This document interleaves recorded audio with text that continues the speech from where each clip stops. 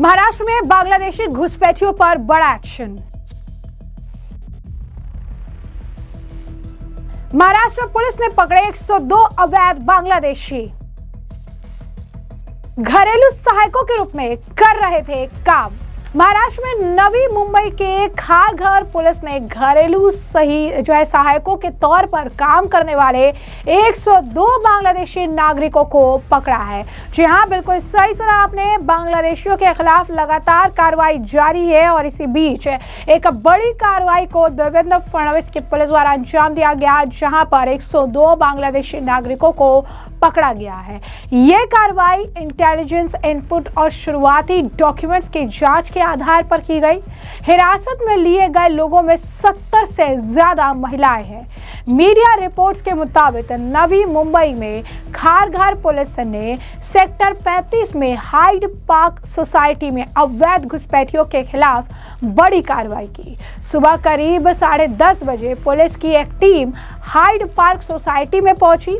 एक अधिकारी ने बताया कि उन्होंने एक बड़े ऑपरेशन के दौरान वहां रहने वालों के घरों में काम करने वाले घरेलू सहायकों यानी नौकर और दूसरे काम करने वालों से पूछताछ की। शुरुआती जांच के बाद उन्हें आगे की जांच के लिए पुलिस स्टेशन लाया गया।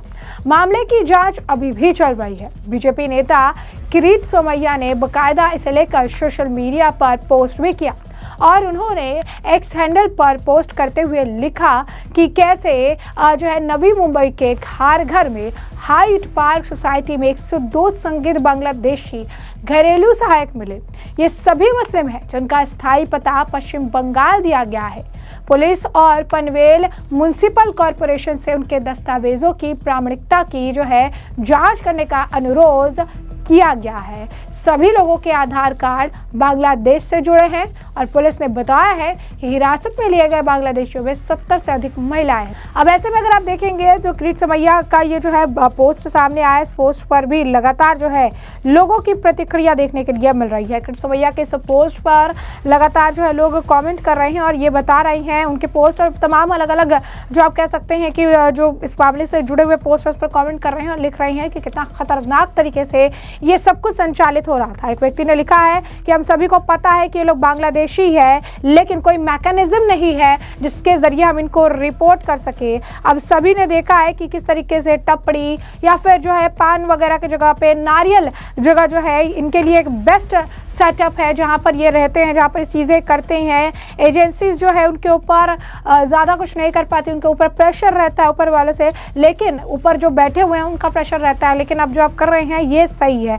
अब ऐसे में आप देखेंगे तो कमेंट सेक्शन में लोग भर भर के ये बात लिख रहे हैं कि ये बांग्लादेशी यहाँ पर आकर बच चुके हैं और यहाँ पर आधार कार्ड भी इनके पास नहीं है। सारी चीज़ें सोसाइटीज़ के लोगों को भी आगाह कर रही हैं। कुछ लोगों ने लिखा है कि मैंने भी अपनी मेट्स जो सोसाइटी में काम करती है उनका आधार कार्ड कलेक्ट किया है जो कि वेस्ट बंगाल से हैं। आखिर क्या किया जा सकता है? यानी यहाँ पर जो कनेक्शन है ये कुछ इस तरीके से भी निकल कर सामने आ रहा है। पता है कि पश्चिम बंगाल में ऑलरेडी इसे लेकर कितना विरोध चल रहा है।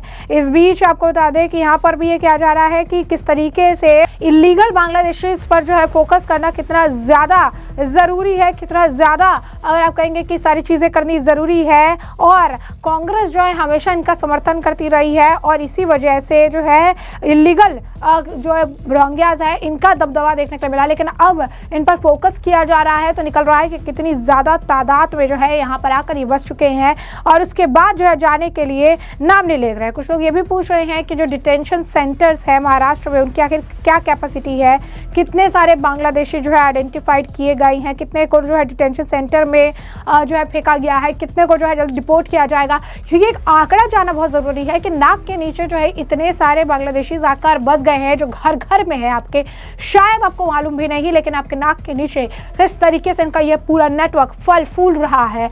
और ऐसे में आप कह सकते हैं कि पुलिस ने ये गिरफ्तारी की है, ये तमाम एक्शन ली है बांग्लादेशियों के के खिलाफ अपने आप में बहुत बड़ी कार्रवाई है। पुलिस ने बताया कि हिरासत में लिए गए बांग्लादेशियों में 70 से ज्यादा अधिक महिलाएं हैं। ये लोग पहचान वेरिफिकेशन के लिए कोई भी दस्तावेज नहीं दिखा पाए। अधिकारियों ने शुरुआती जांच में यह भी पाया कि दिखाए गए आधार कार्ड संदिग्ध थे। कई में वेरिफिकेशन के दौरान संभावित गड़बड़ियां भी पाई गई। हिरासत में लिए गए हैं लगभग सभी लोगों के आधार कार्ड बांग्लादेश से जुड़े हैं। पुलिस ने पुष्टि भी की है कि कई लोगों के पास कोई भी ऑफिशियल डॉक्यूमेंट्स नहीं थे। इस गंभीर खुलासे के बाद सभी लोगों को खारघर पुलिस स्टेशन ले जाया गया, जहां उनसे कड़ी पूछताछ की जा रही है। पुलिस इस इलाके में उनके रहने के मकसद और क्या वे किसी गैर कानूनी काम से जुड़े थे, इसकी पूरी तरह से जांच कर रही है। यह ऑपरेशन नवी मुंबई में अवैध रूप से रहने वालों पर पुलिस की कड़ी निगरानी का जो है संकेत बताया जा रहा है। तो ऐसे में हमने आपको पूरा मामला विस्तार से बताया है।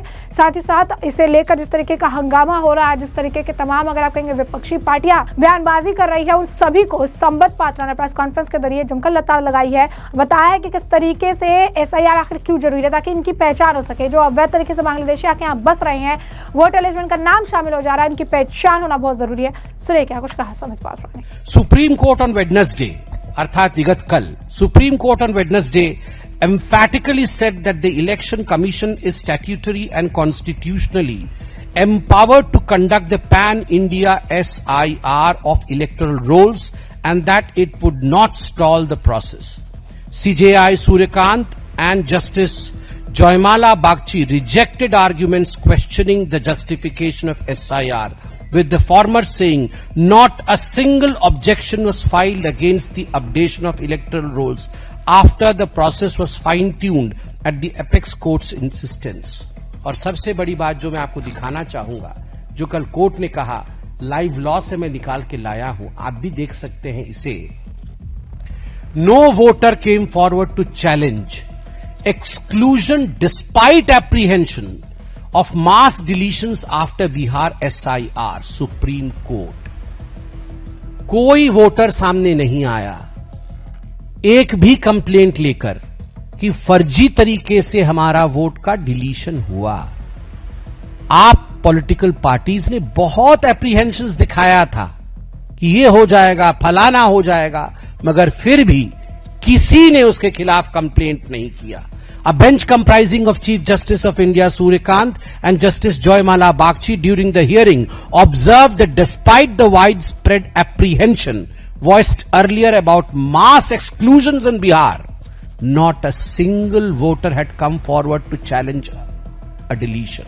Not a single voter has come forward to challenge a deletion.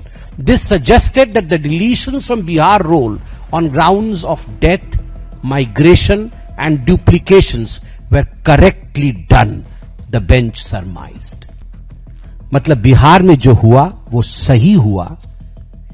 किसी की मृत्यु हो गई थी, कोई शिफ्ट हो गया था और किसी का डुप्लीकेशन था, इसलिए जो एसआईआर की प्रोसेस वहां हुई वो सही हुआ था। तो ऐसे में अब इस पूरे मामले पर अब आपकी भी जो राय हो हमें कमेंट सेक्शन में कमेंट करके जरूर साझा करिएगा। धन्यवाद। महाराष्ट्र में बांग्लादेशी घुसपैठियों पर बड़ा एक्शन। महाराष्ट्र पुलिस ने पकड़े 102 अवैध बांग्लादेशी। घरेलू सहायकों के रूप में कर रहे थे काम।